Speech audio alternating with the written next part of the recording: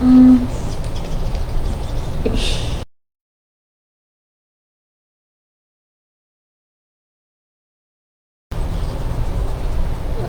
Okay. We have a little visitor. Visitor.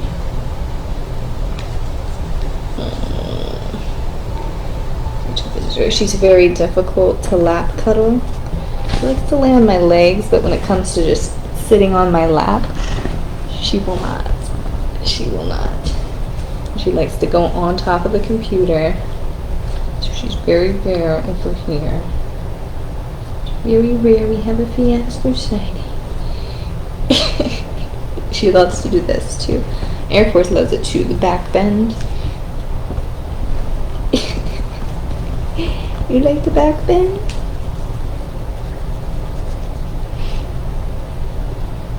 Look at our little tiger. Yes, she's like a little tiger. Yes. Okay, good. Can I put you down? You're gonna be good? And the booty in the face, of course. Guys, let's get into part 10 of Samuel. I'm so glad that we are almost done.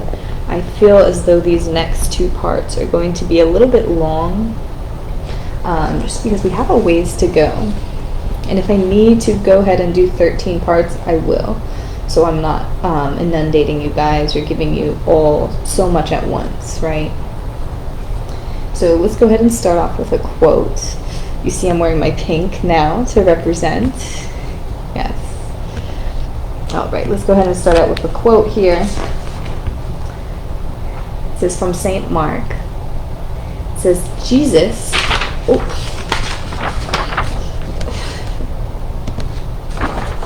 Jesus, immediately knowing in himself that virtue had gone out of him, turned him about in the press and said, "Who touched my clothes?" All right. So we remember this, I'm sure we do, when Jesus is moving through a crowd with his disciples in the front and the back of him. He's moving through the crowd, people are going crazy, the disciples are pushing everybody out the way. It's much like a scene, like as if you were to see a celebrity and they have their security guards. It's much like that. So, yes, he's moving through the crowd and a woman ends up grabbing his cloak. And she knows, right, I just touch him, I'll be healed. And he knows immediately, even though people are all around him, somebody had tugged or grabbed, even touched, right? Yeah, it says touched here, not even tugged or anything like that. Who touched my clothes? Just even the lightest touch. I'm sure she was being discreet with that, right? But she just wanted that for herself. She just wanted that affirmation. So he knew immediately his virtue had gone out of him. His virtue. Let's go ahead and discuss virtue today, okay? We're going to get into a little bit of drama, of course, with Saul and David and everybody. So, virtue definition. Okay. It says here, behavior showing high moral standards. Okay, so Jesus is immediately knowing in himself that virtue has gone out of him. So Jesus was not one to be close and affectionate or touch women, right?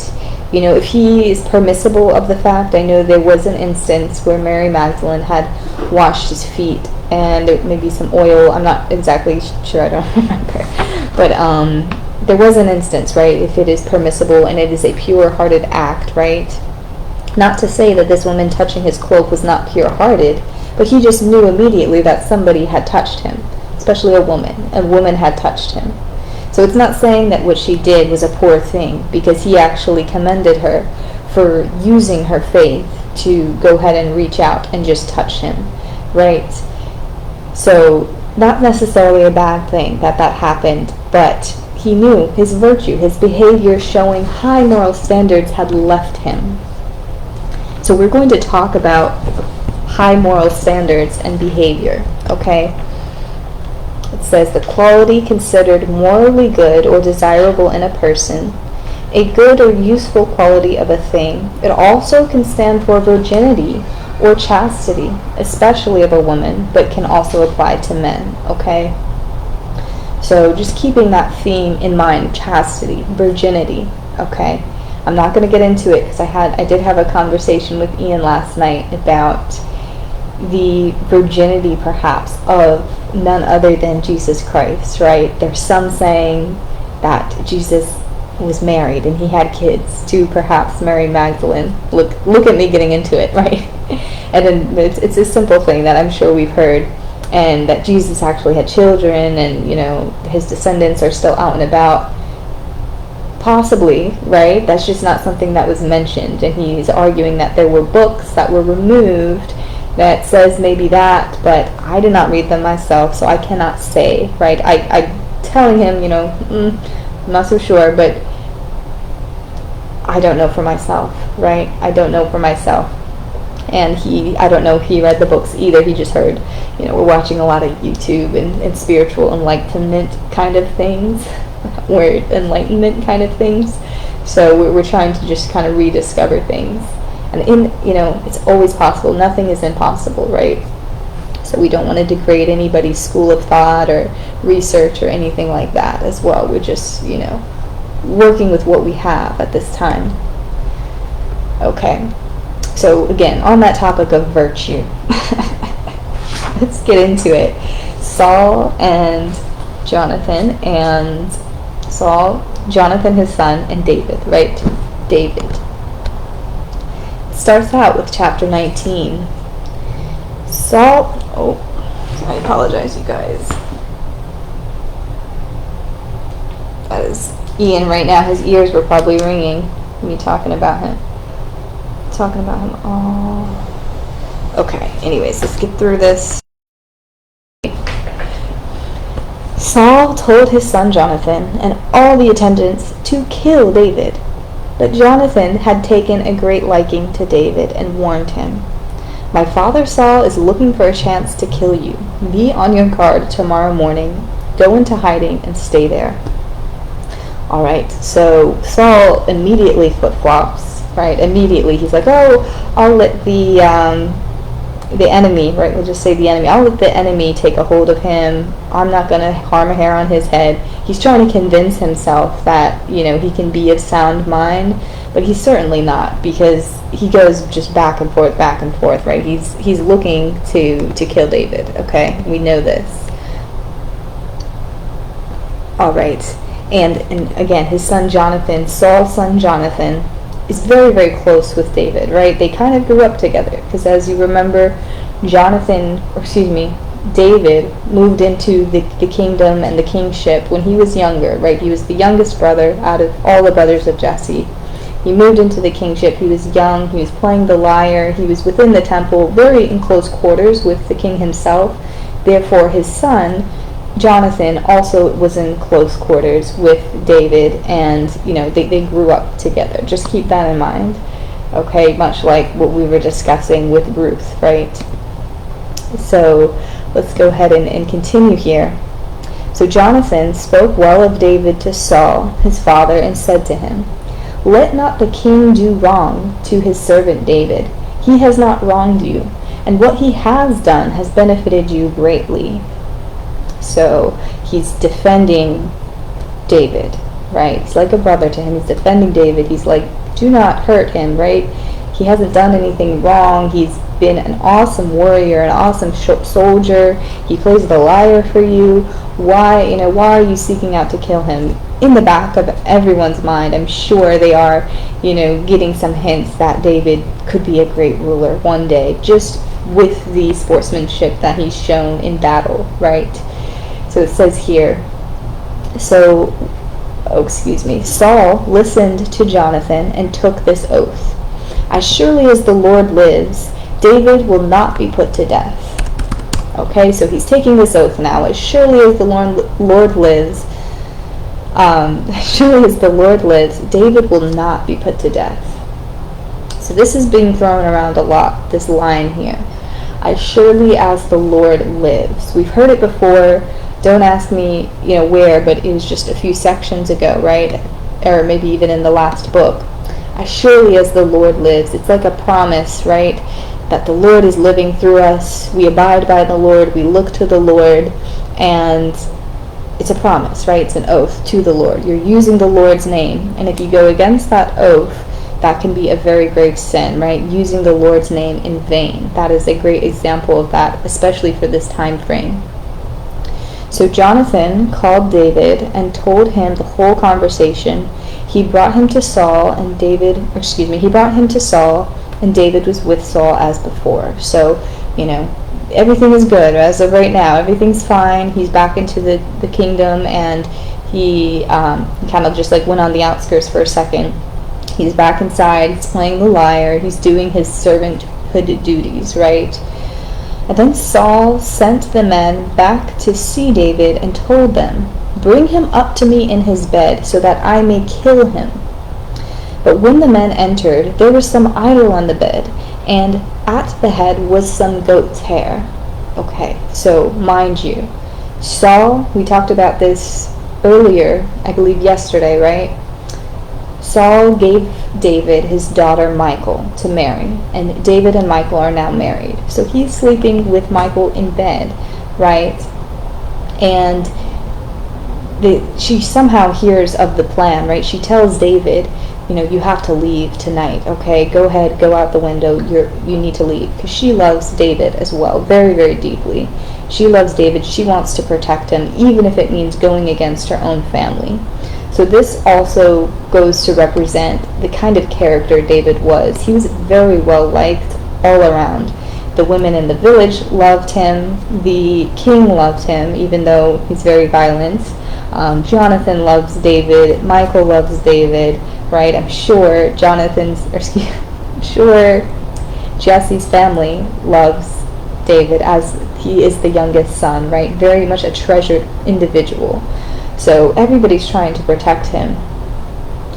And Michal, smartly enough, grabs an idol, right? And in this case, it's not an idol that they use to worship. It's a statue, or kind of like a structure, and kind of stored big enough to look like kind of a human body, and stores it under the bed, puts some hair on top to make it look like it's him. Surely enough, the people who went to fetch David discovered that it was not him, and Saul said to Michal, "Why did you deceive me like this and send my enemy away so that he escaped?" So Michal was caught in between a rock and a hard place. Okay, she just said, kind of like a cover, right? A cover. It's a lie, but it's more so a cover. Michal told him, "He said to me, 'Let me get away. Why? Should I kill you?'" So to appease Saul, he told Saul that David threatened to kill her if she didn't let him escape. Okay, so that's a lie. Obviously, it was something that she did out of the kindness of her heart, and David would not make that threat against her. But it's something that she said to appease Saul. If that would make anything better, I'm not so sure. So David said, "Look, tomorrow is the new moon feast." And actually, we're doing a little pause here, because now he's talking to Jonathan.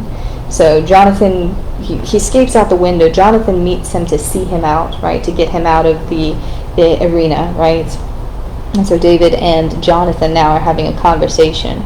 So David said, "Look, tomorrow is the new moon feast, and I am supposed to dine with the king. But let me go and hide in the field until evening of the day after tomorrow. If your father misses me at all, tell him, 'David earnestly asked my permission to hurry to Bethlehem, his hometown, because an annual sacrifice is being made there for his whole clan.' If he says very well, then your servant is safe. But if he loses his temper, you can be sure that he is determined to harm me." So Jonathan made a covenant with the house of David, saying, "May the Lord call David's enemies to account." And Jonathan had David reaffirm his oath out of love for him, because he loved him as he loved himself. All right. Wonderful, wonderful. So Jonathan made a covenant. yes, so they hatched this plan, they devised this plan, and we're going to see the outcome. I did stop it here. Jonathan made made a covenant with the house of David, again, kind of going against Saul and his own family, right? That's his father, right? Saul is his father. So he's going against his own family just because Jonathan is just, I'm getting so twisted and tied, I apologize. Just because David is so well loved, all around, very protected individual, as we will soon learn, right? Jesus himself comes from the line of David, so very, very important. And it says here, Jonathan and David reaffirm his oath. Jonathan had David reaffirm his oath out of love for him, because he loved him as he loved himself. So they were essentially conversing and be like, do you trust me? Like, is this the plan? Like, we care about each other. We're like brothers, right? And people always look at this, Jonathan and David, like they did have a homosexual relationship. And I'm not going to lie, there's a lot of instances where it mentions that they had deep love for each other. Okay, deep love. But that's not to say that we cannot have deep love for people that are like family to us, if that makes sense. So we have they're like siblings. I'm just going to leave it at that. But it's so awkward because I am investigating and I'm trying to learn, people's perspectives and opinions and everything like that. There are definitely instances where the love is mentioned. It's deep, right? It's very deep, because it says he loved him as he loved himself. But again, this was something from Jesus too, even though Jesus is not even born yet. But love others as you would love yourselves, right? Do unto others as you would have others do unto you. That is really the golden rule. So no matter the nature of their relationship, right, it is not our place to cast judgments upon love, right? We cannot confirm or deny. We do know that the Bible does call out homosexuality if it is in an ill-intended way, or if it's promoting some kind of violence, domination, or control over individuals. This is another argument, because we know Saul comes from the tribe of Benjamin, who had issues with this, right? They were almost exiled because they were dealing with these homosexual urges of having this, control over other people, and really resulting in violence. So we learned about that before, and the Bible has no problem saying, the men called out this man to ask to have sex. It has no problem mentioning homosexuality. But homosexuality is not mentioned here. It just reaffirms that they had a deep love and understanding for each other. They had a great bond and a great relationship. So it's not our place to go ahead and cast, what they could have been or what they've done, because we don't know. It does not say, right? You're going to have to just, if you want to learn about that, you're going to have to ask David and Jonathan yourself in the kingdom, okay? You're going to have to just ask them yourself. But yes, there can be such thing as pure love and affection. It does not always have to be completely romantic. You do not have to solidify yourselves with sex, right?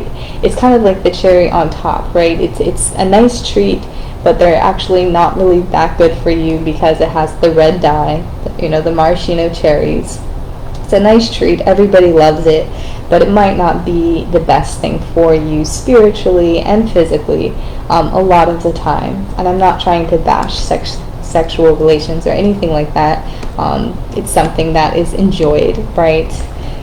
But there can be pure love and affection and commitment to one another without that being the main focus or the main idea behind everything, right?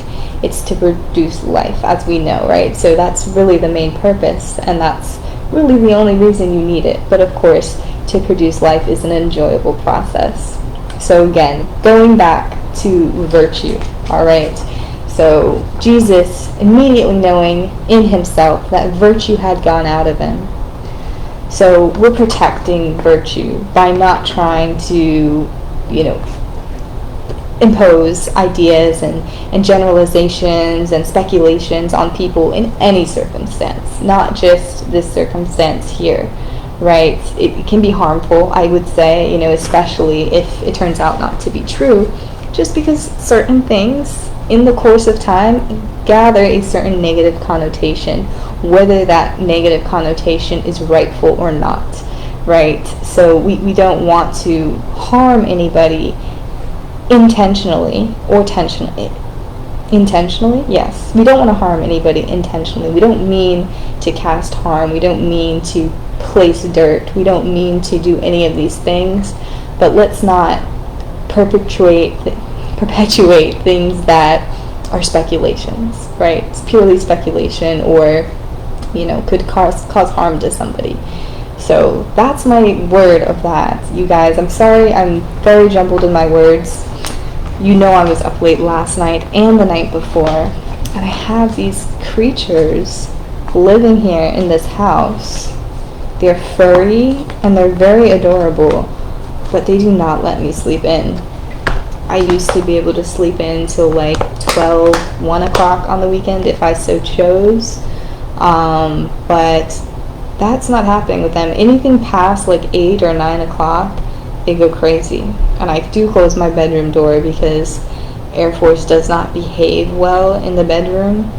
They're not allowed in there anyway, especially when Ian's here, except for baby girl. She can go in the room because she's very calm. But Air Force just goes crazy every time I try to let him in, or give him a chance to be in the room with me so he can calm down. He's still in the room, crying. He wants to jump on the window. He wants to jump on the stuffed animals. He's just too wild for bedroom activities. Okay, so they have to stay out here, especially during the evening. But in the morning, now baby girl is the one to rattle the door frame. She's crying. And I go out in the morning, every single morning, and just try to say, shh, shh, shh, shh, or I'll shout from the door, Fiasco, stop. I'll just say, stop. She'll stop for a second. 5 seconds later, come out. What's going on? Close the door. Go back to sleep. I'm trying to just get 5 extra minutes of sleep, 10. Maybe I think a good 30 minutes would suffice if I got that this morning. But no, once she's set on seeing her mother, right? It's because it's all about just being with their mother and in their mother's presence.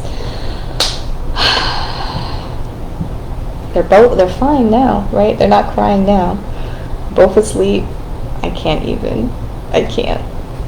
But yes, I love them so much, you guys. And I love you guys. Thanks for listening. Have a great